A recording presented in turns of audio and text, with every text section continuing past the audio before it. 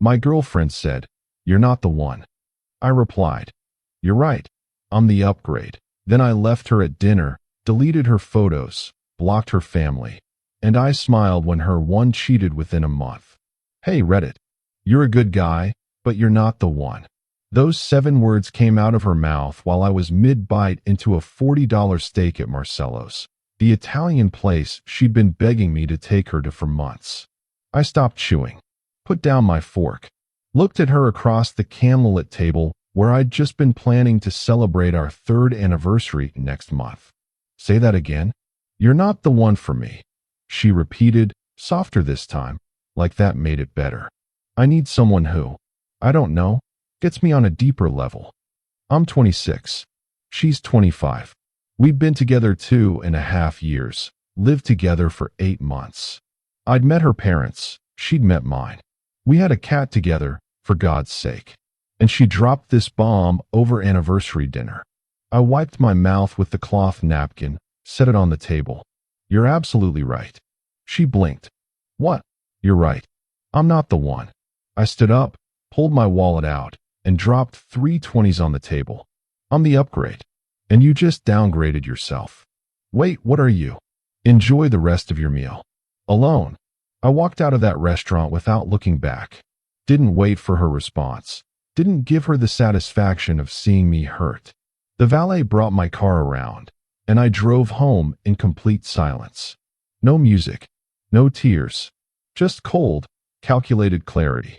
When I got back to our apartment, she wasn't there yet, probably still sitting at that table trying to process what just happened. Good. I needed the time. I started with her photos. Every single one on my phone gone. The cute selfies, the vacation pictures, the random Wednesday night couch shots. Delete, delete, delete. Then Instagram. Unfollowed. Then Facebook. Unfriended. Twitter, TikTok, Snapchat.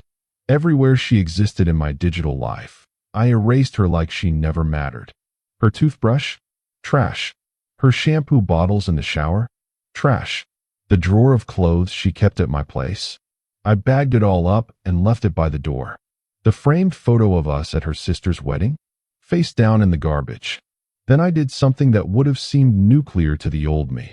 I blocked her entire family. Her mom, who always texted me recipe ideas? Blocked. Her dad, who invited me to golf? Blocked. Her sister, who I'd actually become friends with? Blocked. Every single person in her orbit who had my contact information got the digital door slammed in their face. I wasn't being petty. I was being surgical. By the time she got home 40 minutes later, I was sitting on the couch with a beer, watching highlights of a game I didn't care about. The bag of her stuff sat by the door like a monument to her mistake. Are you serious right now? She stood in the doorway, staring at the bag. Dead serious. That's your stuff. I'll mail you anything else I find. You're being ridiculous. Can we please just talk about this like adults? I took a sip of beer. Didn't look at her. Adults don't blindside their partners at dinner. Adults have conversations before they nuke relationships. You made your choice. I'm just respecting it. I didn't say I wanted to break up. I just said you're not the one. Yeah, I heard you. I finally looked at her. And I agreed. So what exactly do you want to talk about? How you want to keep me around while you search for whoever you think is the one? How I should be grateful to be your backup plan? Her face went red. That's not what I meant. Then what did you mean? Because from where I'm sitting, you just told me I'm not good enough. So I'm doing us both a favor and stepping aside. She started crying. The tears I'd expected at the restaurant came now, in our living room, while I sat there completely unmoved. I just wanted to be honest about my feelings, she sobbed.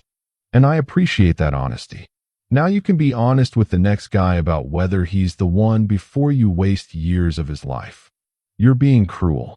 I'm being clear. There's a difference. She grabbed her bag and left, slamming the door hard enough to rattle the picture frames on the wall. I sat there for another 20 minutes, finished my beer, and felt nothing. No regret. No second thoughts. Just a strange sense of relief, like I'd been holding my breath underwater and finally surfaced. The next morning, I woke up to 17 missed calls from her and a string of texts that started with "we need to talk" and ended with "I made a mistake." Deleted without reading past the first few. Her sister somehow got through on a different number. What did you do to her? She's devastated. I blocked that number too. Here's what nobody tells you about getting blindsided. You don't owe the person who did it your emotional labor. You don't owe them closure. You don't owe them a chance to explain or take it back or make themselves feel better about their choice. They made the choice. You just have to live with it. Or in my case, thrive despite it. I threw myself into work.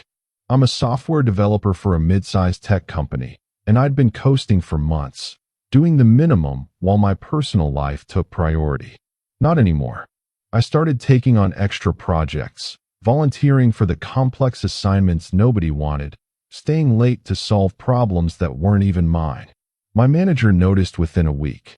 "You've been on fire lately," he said during a check-in. "Everything okay?" "Better than okay. Just refocused." He didn't push. 2 weeks later, he recommended me for a senior developer position that came with a 20% raise and leadership responsibilities. I interviewed, crushed it, and got the job. Meanwhile, my ex was apparently spiraling. Her best friend, who I'd stayed friendly with because we met through mutual friends at college, texted me after I'd been no contact for 3 weeks. "She won't stop talking about you. She keeps saying she didn't mean it the way it sounded. Then she should have said what she meant. Come on, dude. She's a mess. Just talk to her." "I'm good. Thanks, though." "You're really not going to give her another chance?" She told me I wasn't the one. I believed her. End of story. The friend didn't text again. I started going to the gym every morning before work. Not because I wanted revenge body or whatever.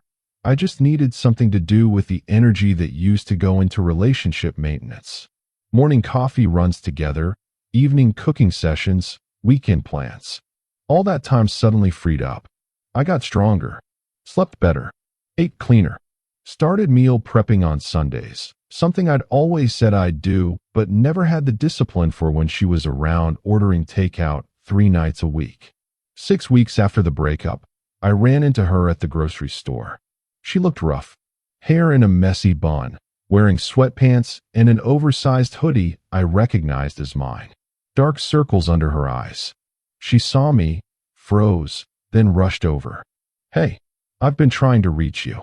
"I know. Can we please talk? Just 5 minutes." I looked at my cart, then at her. "I'm kind of in the middle of shopping. Please. I need to explain." "You explained at dinner. I'm not the one. Remember?" I was confused. I didn't know what I was saying. "You sounded pretty clear to me." She grabbed my arm. "I miss you. I made a huge mistake. Can we please just try again?" I gently removed her hand. "No." "Why not?" "Because you don't get to decide you made a mistake now that I'm gone. You had me. You threw it away. That's on you." I was scared of commitment. I panicked. "Then you should probably figure that out before your next relationship." I walked away. She called after me, but I kept going. When I got to my car, my hands were shaking, not from emotion, but from adrenaline. The finality of it. The power of choosing myself. I sat in the driver's seat and just breathed for a minute. Then I drove home, put away my groceries, and moved on with my day. 2 months post-breakup, I went on my first date.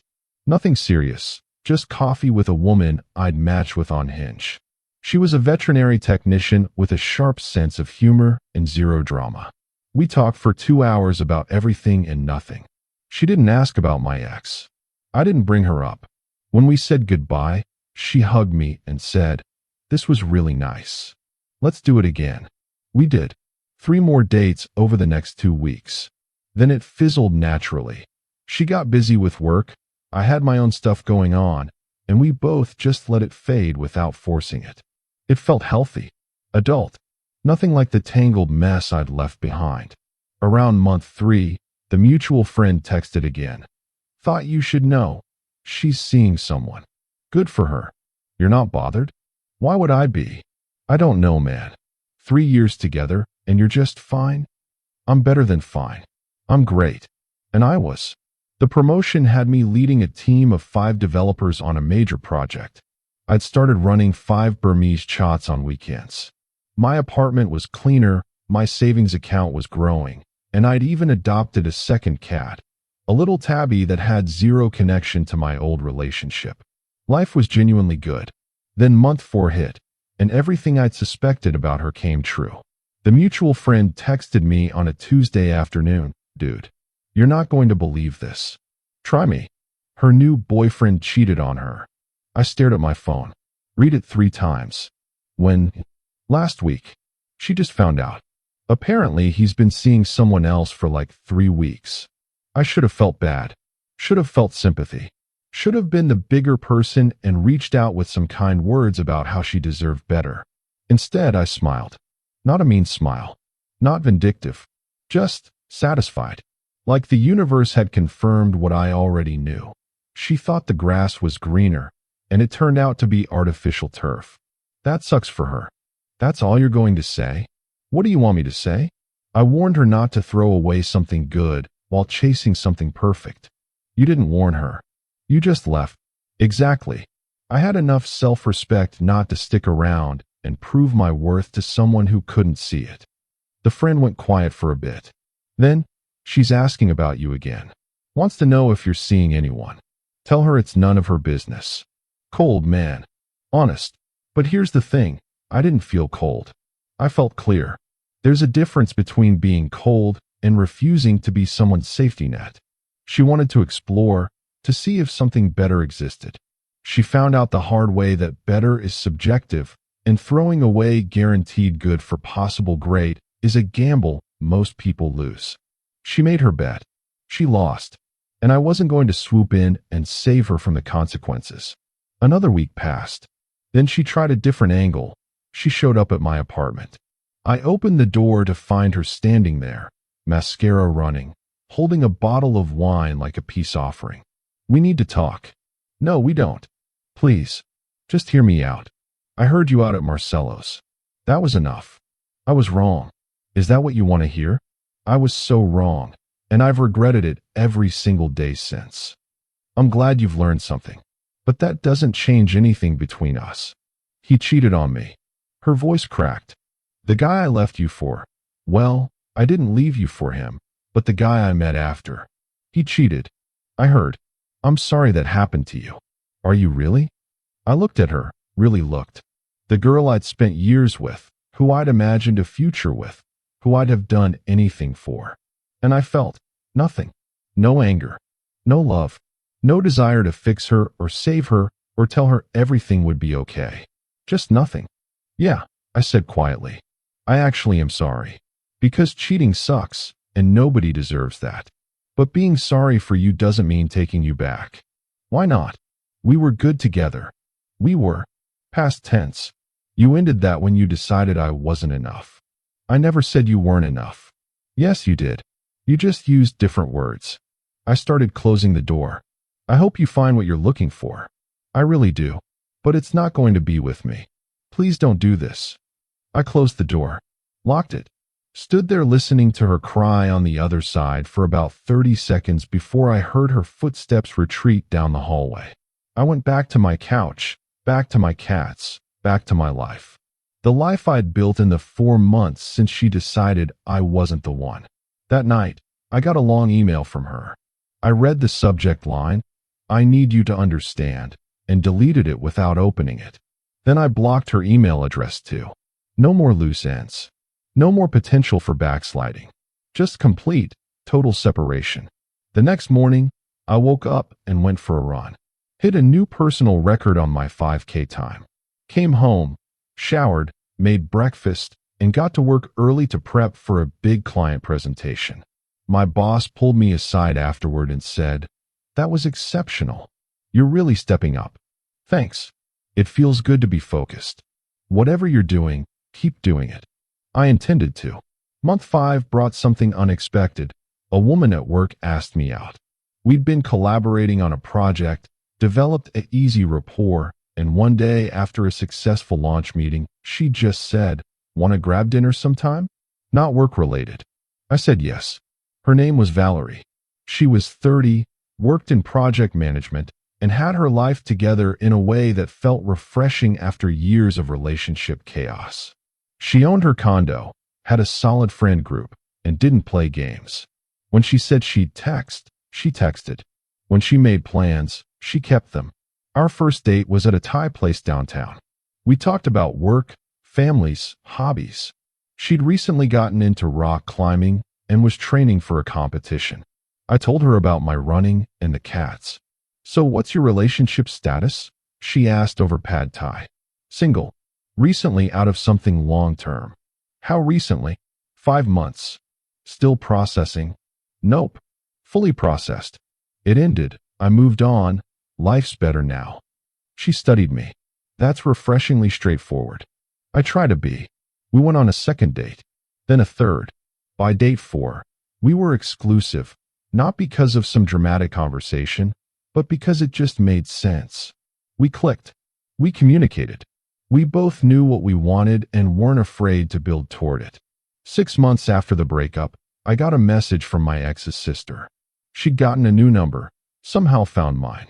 "I know you blocked everyone, but I need you to know something. She's not doing well. Like, really not doing well. I'm worried about her." I stared at that message for a long time.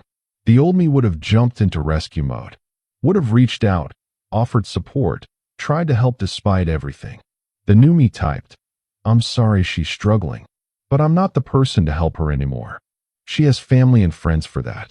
I hope she gets the support she needs." Then I blocked that number too. It wasn't cruel. It was boundaries.